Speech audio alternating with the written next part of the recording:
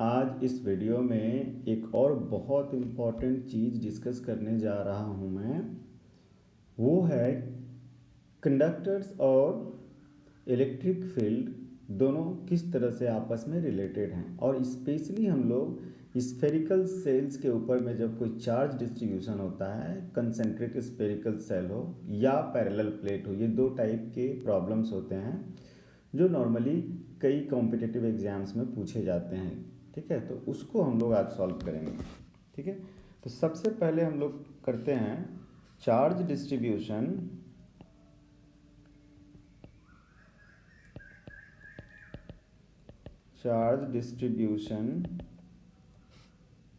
इन conducting sales.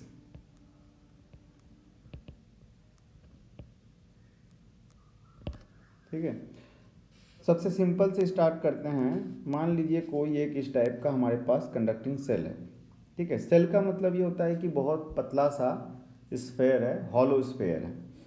तो जो पतला सा हॉलो स्फेयर है उसका दो सरफेस हो गया, अंदर और बाहर। इसी पतले से हॉलो स्फेयर को हम कुछ इस टाइप से दिखाते हैं। ठीक है, ये जो है ना, ये पतला सा हॉलो स्फेयर है, देख लीजिए इसको।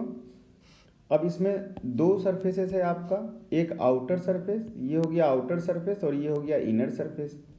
अब ये तो कंडक्टिंग मटेरियल है, तो इसके अंदर में तो कभी भी चार्ज रहेगा नहीं। ये जो है ये आपका, इसके अंदर में कभी चार्ज नहीं रह सकता है। चार्ज को रहना होगा या तो अंदर रहेगा या बाहर रहेगा, कहीं भी।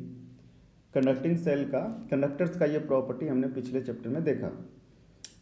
तो अगर किसी, मान लीजिए इसको चार्ज इंजेक्ट किया गया बाहर से, प्लस क्यू चार्ज दे दिया गया, तो वो क्यू चार्ज जो दिया गया अंदर कितना रहेगा, बाहर कितना रहेगा? तो अंदर तो रहेगा नहीं। ठीक है, और क्यों नहीं रहेगा उसका एक्सप्लेनेशन ये है कि अगर आप इसके अंदर से गॉसियस थ्योरम गॉसियन सरफेस लेते हैं इसके अंदर से, मान लीजिए ये डॉटेड लाइन जो है वो आपका गॉस सरफेस है, स्फेरिकल। और बिकॉज मैंने कहा कंडक्टर है, ये स्फेरिकल सेल है, थिन स्फेरिकल सेल है, तो मान सकते हैं हम लोग कि ये तीनों रेडियस बराबर ही हैं।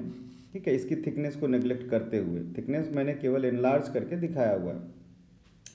तो इन दैट केस क्या होगा कि रेडियस एक ही रहेगा। ठीक है, अप्रॉक्सीमेटली। और जब चार्ज हम इस पर कोई इंजेक्ट कर रहे हैं, मान लीजिए प्लस क्यू चार्ज इंजेक्ट कर रहे हैं, तो वो क्यू चार्ज सारा का सारा ऊपर आ जाएगा। ऊपर इसलिए आएगा कि अगर इस गॉस सरफेस को अगर हम लें और इलेक्ट्रिक फील्ड इसका सिमेट्रिकल एज्यूम करें, रेडियली इनवर्ड या आउटवर्ड, तो गॉस सरफेस के अंदर में तो कोई चार्ज होना नहीं चाहिए, क्योंकि इलेक्ट्रिक फील्ड नहीं है। ठीक है, तो इलेक्ट्रिक फील्ड तो होता नहीं है सेल के अंदर में। E इक्वल टू जीरो होता है, ये हम लोग बहुत पहले डिराइव कर चुके हैं। तो E जीरो होने के लिए Q भी जीरो होना पड़ेगा। तो अंदर में Q जीरो होने के लिए इनर सरफेस पर भी Q जीरो होना पड़ेगा। ये क्लियर हो गया।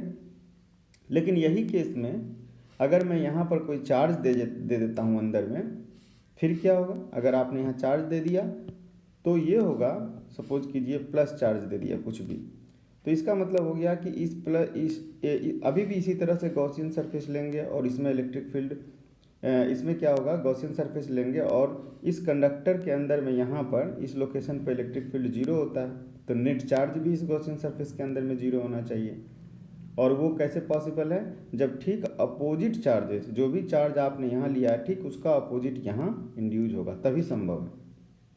बाहर में आप कोई भी चार्ज दीजिए, अंदर में इस गॉसियन सरफेस के अंदर में नेट चार्ज जीरो होना चाहिए, तभी कंडक्टिंग मटेरियल के अंदर जो डॉटेड गॉसियन सरफेस हमने दिखाया उस पर उस इलेक्ट्रिक फील्ड जीरो होगा। क्लियर? ये कॉन्सेप्ट हो गया। तो अब कंजर्वेशन ऑफ चार्ज आपको हमेशा लगेगा, कुछ भी हो कंजर्वेशन ऑफ चार्ज लगेगा। कंजर्वेशन चार्ज का मतलब हो गया कि जो भी चार्ज है सेल के ऊपर में, जब तक ग्राउंडिंग या अर्थिंग नहीं किया गया तब तक वो टोटल चार्ज ऊपर नीचे मिला करके बराबर होना चाहिए। वो कहीं जा नहीं रहा है, चार्ज इंड्यूज होने से चार्ज कंजर्वेशन पे कोई फर्क नहीं पड़ता।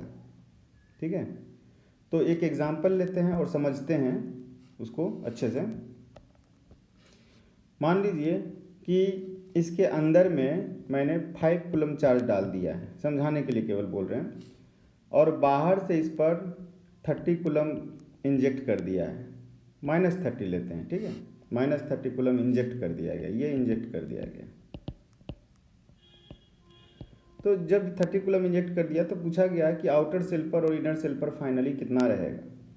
तो सबसे पहली बात कि 5 कूलम जब यहाँ पर है तो -5 कूलम इसके इनर सरफेस पे आ जाएगा, माइनस सब जगह मिला करके -5 कूलम हो जाएगा, -5 कूलम हो जाएगा, और +5 -5 मिलके 0 हो गया, जिससे क्या हो गया कि ये वाला गॉसियन सरफेस जो है इसके अंदर में इलेक्ट्रिक फील्ड 0 करने के लिए चार्ज 0 हो गया इसके अंदर का टोटल, कोई प्रॉब्लम नहीं है। लेकिन अब कंजर्वेशन ऑफ चार्ज लगाएंगे तो सेल पर टोटल चार्ज ऑन सेल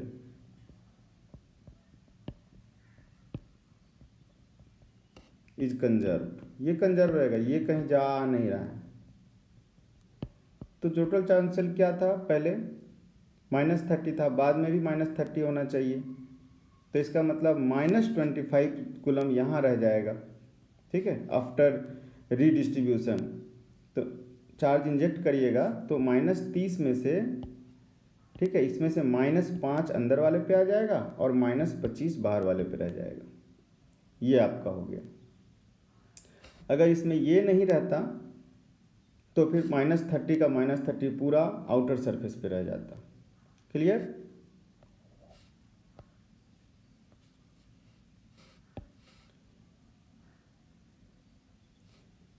इसी तरह से एक और एग्जांपल लीजिए, ये एक दूसरा एग्जांपल ले लें। इसमें क्या है, 2 कॉन्सेंट्रिक सेल्स हैं, ठीक है, इसमें है आपके पास 2 कॉन्सेंट्रिक सेल्स, इनका डिफरेंट रेडियस है, 2 कॉन्सेंट्रिक सेल्स हैं। अब इसमें इस टाइप का जब भी प्रॉब्लम आए, 2 हो या 3 कॉन्सेंट्रिक सेल्स हो, कुछ भी हो उसमें, तो एक चीज़ याद रखिएगा कि वही गॉस थ्योरम आपको अप्लाई करना है हमेशा। मान लीजिए कि इस पर चार्ज है प्लस स्मॉल क्यू और इस पर चार्ज है -Q, और इस यहाँ पर चार्ज है +Q'। तो देखिए इसमें जब रीडिस्ट्रीब्यूट किया जाएगा चार्ज को, बोलेगा कि टोटल चार्ज तो ये दे दिया गया है, लेकिन इनर सरफेस पर और आउटर सरफेस पर कितना कितना चार्ज है, ये आपको अगर पता करना है तो सेम प्रिंसिपल अप्लाई करना है। आपको क्या करना है, इसके अंदर से एक गॉसियन सरफेस लेना है, एज्यूम करना है। तो जब गॉसियन सरफेस इस पर एज्यूम कीजिएगा तो इसके अंदर नेट चार्ज 0 होना चाहिए, क्योंकि ये कंडक्टर है, तो कंडक्टर के अंदर कोई इलेक्ट्रिक फील्ड नहीं होगा, तो इसलिए E.ds में E 0 है तो टोटल Q इन भी 0 होना चाहिए, ये कॉन्सेप्ट है। तो जब Q' प्लस Q' अंदर में है तो साहब -Q' इसके इनर सरफेस पे होना ही पड़ेगा, तभी जाकर के गॉसियन सरफेस के अंदर 0 हो जाएगा चार्ज, ठीक है। तो जब -Q' यहाँ पर हो गया अंदर वाले पे, तो टोटल चार्ज को कंजर्व करने के लिए आउटर सरफेस पे चार्ज कितना हो जाएगा, इस वाले पे हो जाएगा +Q प्लस Q' होगा ना। सो दैट कि अगर आप इन दोनों को टोटल चार्ज देखिएगा तो वो जितना इनिशियल था वही फाइनल रहेगा। क्लियर? अब क्या है, सेकेंड ये है कि जो चार्ज यहाँ पर आपका आया है इस वाले पे, ठीक इसका अपोजिट यहाँ पे आ जाएगा। क्यों आएगा? क्योंकि वही कॉन्सेप्ट है, इसके अंदर का टोटल चार्ज 0 करने के लिए आपको करना होगा, ये तो ऑलरेडी 0 हो चुका है, तो इसका अपोजिट यहाँ कर दीजिएगा। तो इस वाले मतलब जो आउटर सेल है उसके अंदर अगर आप गॉसियन सरफेस लेते हैं उसमें भी होना चाहिए 0, ठीक है। तो ये भी आपका 0 हो जाएगा, कब? जब अंदर वाले सरफेस पे चार्ज रहेगा आपका -Q। क्लियर? और आउटर सरफेस पे कितना चार्ज होना चाहिए? तो ठीक आप क्या कीजिए, टोटल चार्ज को कंजर्व करना है, तो -Q पहले से था टोटल चार्ज, ये होना चाहिए मिला करके, तो ठीक इसका अपोजिट और उसमें ऐड कर दीजिए, ये जितना है इसी का अपोजिट इसमें ऐड कर दीजिए, तो कितना हो जाएगा -Q प्लस Q'। अब देखिए ये अंदर वाले सरफेस का चार्ज हो गया, ये तो ये अंदर वाले सरफेस का और बाहर वाले सरफेस का टोटल करिए, सॉरी ये बाहर वाले सरफेस आउटर सरफेस पे हो गया, ये आपका आउटर सरफेस पे हो गया। तो आउटर सरफेस और इनर सरफेस पर टोटल करिए और देखिए कितना आ रहा है आपका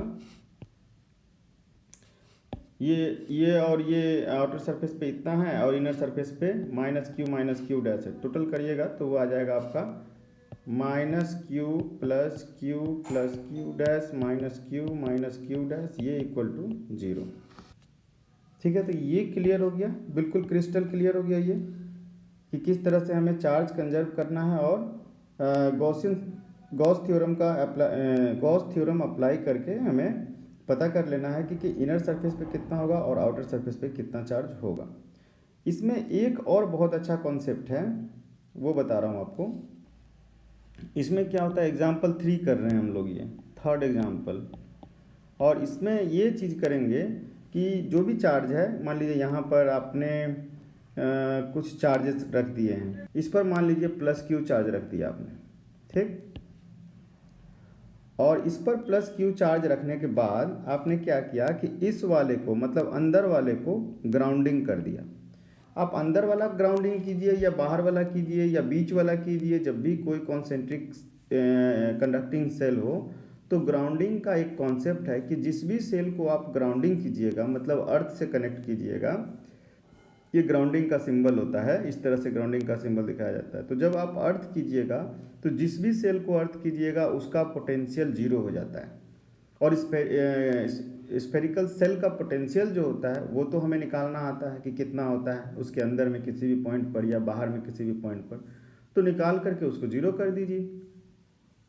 ग्राउंडिंग करने का ये हो गया। आपको थोड़ा सा इसमें ट्रिक्स बाद में बताएंगे कैसे होता है। अभी क्या है कि ये समझिए कि बिल्कुल बेसिक कॉन्सेप्ट इसका क्या है कि किसी भी चीज़ को आप जब ग्राउंडिंग कीजिएगा तो उसका पोटेंशियल 0 हो जाना चाहिए। तो आप जब चार्ज को रीडिस्ट्रीब्यूट करिएगा तो ये ध्यान रखना होगा कि सो दैट कि आपका पोटेंशियल 0 हो, और कंडक्टर्स के अंदर में इलेक्ट्रिक फील्ड 0 होना है, ये तो है, ये तो यूनिवर्सल ट्रूथ है। गॉस थ्योरम अप्लाई करके वो कर लीजिए आप, ठीक है। तो इसमें क्या करिए, सपोज कीजिए कि और जिस सेल को आप ग्राउंड कर रहे हैं उसमें चार्ज कंजर्वेशन आप अप्लाई नहीं कर सकते हैं, क्योंकि वो अर्थ है। तो अर्थ क्या कर सकता है, बहुत सारा चार्ज इसको दे भी सकता है और इससे ले भी सकता है इलेक्ट्रॉनिक चार्ज, इसलिए उस पर चार्ज कंजर्वेशन नहीं लगाइएगा। तो आपको बोला गया कि इस पर प्लस क्यू दे दिया गया और अंदर वाले को अर्थ कर दिया गया, तो बताइए कि इसके इनर पे, इसके इनर पे, इसके इनर पे, इसके आउटर पे क्या कितना कितना चार्जेज हैं। तो आप एक काम कीजिए कि प्लस क्यू यहाँ पे है ये, तो यहाँ पर जब अगर आप गॉसियन सरफेस लीजिएगा इसके अंदर से, तो नेट चार्ज आपको 0 करना है, और उसके लिए इसका मतलब इसके अंदर में कोई चार्ज नहीं होगा, जो भी चार्ज होगा बाहर में, मान लीजिए क्यू डैश। अब क्यू डैश बाहर में है, ठीक है, और इस पर टोटल चार्ज है क्यू, तो इसका पोटेंशियल आप जो है 0 कीजिए। कैसे करिएगा इसका पोटेंशियल 0, तो इसका पोटेंशियल 0 करने के लिए आपको क्या करना पड़ेगा कि इसका पोटेंशियल 0 करने के लिए आप लिखिए, मान लीजिए ये सरफेस ए है, ऐसा ये सेल ये है और ये सेल बी है। तो cell A potential V at A equal to 0 करना है। तो ए के पोजीशन को 0 करने के लिए तो V एट ए जो होगा वो हो जाएगा V at A due to charge on A plus V at A due to charge on B। ठीक है, दोनों सेल पे चार्ज है, तो इस चार्ज की वजह से यहाँ पोटेंशियल प्लस अपने खुद के सेल की वजह से यहाँ पे पोटेंशियल, और इनको 0 कर देना है। तो V at A due to charge on Q A, यहाँ पर क्यू ए है, ये क्यू ए है, मान लीजिए ये क्यू बी है, करना है। तो हम लिखेंगे इस पर जो फॉर्मूला होता है सेल का, क्या होता है, ये हो जाएगा, इसका रेडियस R1 और इसका रेडियस R2 एज्यूम करते हैं समझाने के लिए। तो ये आप लिखिएगा K Q dash by R1, ठीक, plus K Q by R2, ये आपका हो जाएगा। क्योंकि इस पॉइंट पर जो है इसकी वजह से भी पोटेंशियल इतना ही होता है जितना कि इसके सरफेस पे, इसलिए रेडियस R2 लिखा गया है, R1 नहीं लिखा गया। पोटेंशियल यहाँ निकाल रहे हैं लेकिन चार्ज ये है तो R2 होगा, ठीक है। तो ये कितना हो जाएगा, इसको होना चाहिए 0 के बराबर, तो इसको 0 कर दीजिए और वहाँ से आपको Q डैश निकल के आ जाएगा। Therefore Q dash equal to हो गया। क्यू डैश इक्वल टू आ जाएगा यहाँ पे, Q dash will be equal to R1 into Q by R2, यही आएगा माइनस में, देखिए minus Q by R2 into R1, ये क्यू डैश आ गया। तो एक कॉन्सेप्ट तो ये हो गया। अगर बाहर वाले को ग्राउंडिंग करते हैं तो सिमिलरली उसको भी कर देंगे हम लोग, ठीक है। क्यू डैश अंदर वाले पे इतना आ गया, तो यहाँ पर ठीक इसके अंदर वाले पे इसका अपोजिट माइनस क्यू डैश हो जाएगा, और इस वाले पे कितना हो जाएगा plus Q dash, so that कि चार्ज कंजर्व रहे आउटर सेल का। तो इस तरह से आप ग्राउंडिंग कीजिएगा तो भी आपको आ जाएगा। एक और डिफरेंट करते हैं, वो है अब पैरेलल प्लेट्स को लेकर के करते हैं। नेक्स्ट एग्जांपल कि अगर इस तरह का बहुत सारा आपके पास पैरेलल प्लेट्स आ गया, सपोज कीजिए, ऐसे और भी पैरेलल प्लेट्स हो सकते हैं। आपके पास पैरेलल प्लेट्स हो गया और बोल दिया गया कि आपको क्या बताना है कि किसी भी एक पर तीनों पे चार्ज दे दिया है। मान लीजिए इस पर Q1 है, इस पर Q2 है, इस पर Q3 है।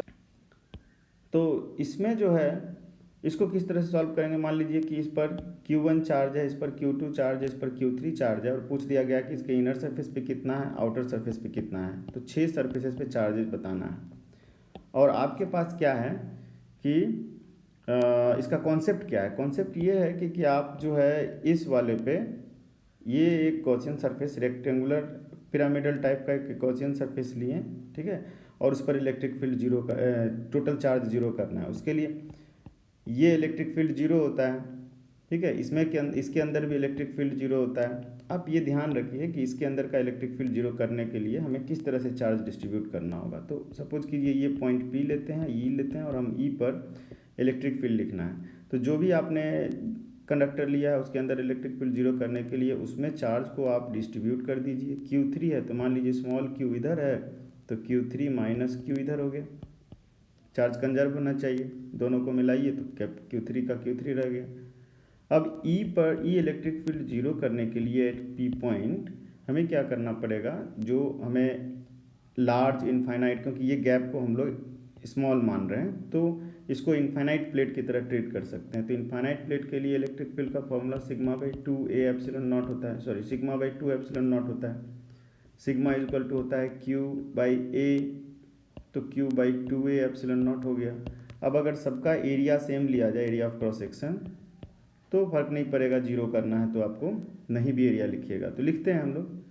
तो इस पॉइंट के लिए, ये वाले पॉइंट के लिए लेफ्ट हैंड में ये है, ये है, ये है, जिसका इलेक्ट्रिक इधर इस तरफ माना जाएगा, और इस वाले के लिए इस तरफ इलेक्ट्रिक फील्ड माना जाएगा। तो left hand electric field equal to right hand electric field कर दीजिए, आ जाएगा। तो ये हो जाएगा Q1 by 2A epsilon naught plus Q2 by 2A epsilon naught plus Q3 minus Q by 2A epsilon naught equal to small q by 2A epsilon not.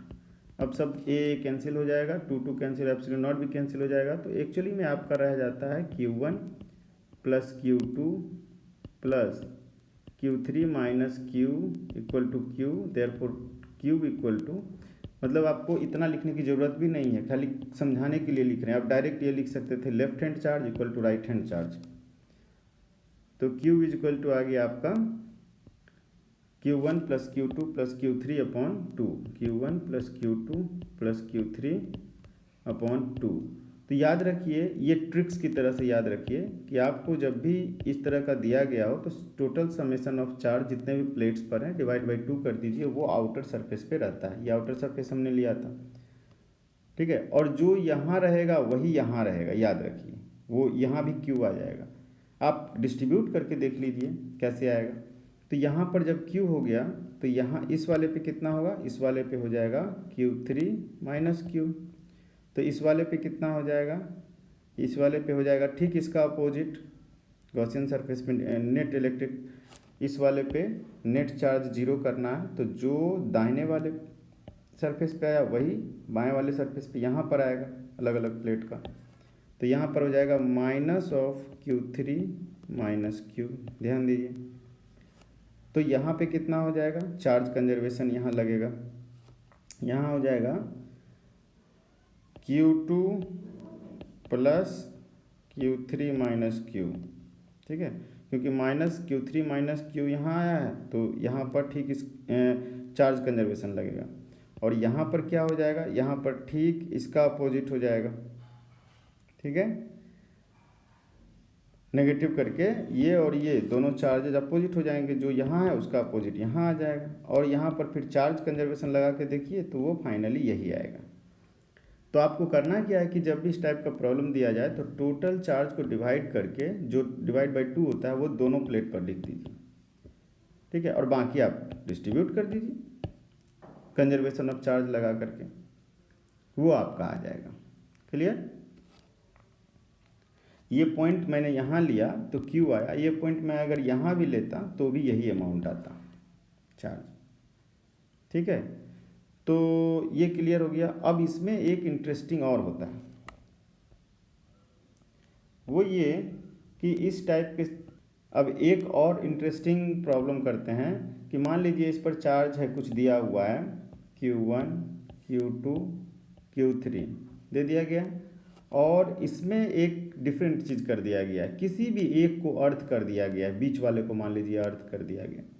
तो इसका कॉन्सेप्ट ये है कि जब आप अर्थ कर देते हैं तो अर्थ कर देने से होता क्या है कि आप, पहले भी मैंने बोला कि जिसको आप अर्थ करिएगा उसका चार्ज कंजर्व नहीं करिएगा। उसका रीज़न ये है कि इसके अंदर बहुत सारा इनफाइनाइट इलेक्ट्रॉन लेने की या देने की कैपेसिटी हो गई है अर्थ की वजह से। अर्थ इसको बहुत सारा इलेक्ट्रॉन दे भी सकता है और बहुत सारा इलेक्ट्रॉन रख भी सकता है अपने पास।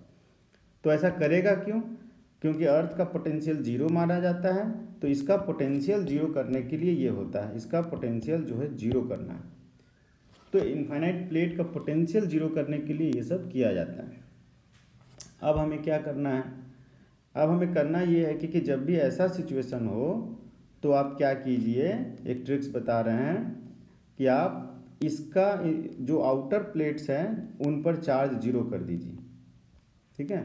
आप आउटर प्लेट पर चार्ज जीरो कर दीजिए और उसके बाद आप इसको गॉस सरफेस लगा करके सॉल्व कर दीजिए। जैसे Q3 यहाँ है तो टोटल का ये तो चार्ज इसमें कंजर्व रहना चाहिए इस वाले पे, तो टोटल Q3 आपका यहाँ आ जाएगा प्लस Q3 जो भी था, और ठीक इसके अपोजिट जो है प्लस Q3 यहाँ आ गया, तो आपको प्लस Q3 इस पर आ गया, और इसमें Q1 है तो इसमें कितना आ गया Q1 टोटल, ठीक है। ये हो गया आपका, और इस Q1 यहाँ पर है और Q3 यहाँ पर है, तो Q1 Q3 हो गया, और इस वाले प्लेट पे हो जाएगा माइनस Q1 और इस वाले प्लेट पे हो जाएगा माइनस Q3। तो आप कहिएगा कि इसमें तो टोटल चार्ज Q2 होना था, तो अब तो माइनस Q1 माइनस Q3 हो गया, जो कि Q2 के बराबर हो भी सकता है नहीं भी हो सकता है। तो हाँ भाई, क्योंकि हमें चार्ज कंजर्वेशन यहाँ लगा नहीं सकते हैं, तो आपको इसमें एक चीज़ पूछा जा सकता है कि अर्थिंग करने के बाद बीच वाले प्लेट जिसको भी आपने अर्थिंग किया है उसमें से अर्थ में कितना चार्ज ट्रांसफ़र हुआ है, या अर्थ से इसमें कितना इलेक्ट्रॉन गया है, ये पूछा जा सकता है। तो जो डिफरेंस है, मान लीजिए इनिशियली Q2 था, बाद में हो गया हमारे पास माइनस Q1 माइनस Q3, ठीक है। तो फाइनल इनिशियल और फाइनल दोनों का डिफरेंस देखिए कि क्या हो रहा है, चार्ज माइनस में बढ़ रहा है प्लस में बढ़ रहा है, कोई भी कॉमन सेंस लगाइए इसमें। इसका जो डिफरेंस होगा वही चार्ज जो है अर्थ के साथ ट्रांसफ़र हो रहा है। इस टाइप का आपका प्रॉब्लम सॉल्व हो जाएगा।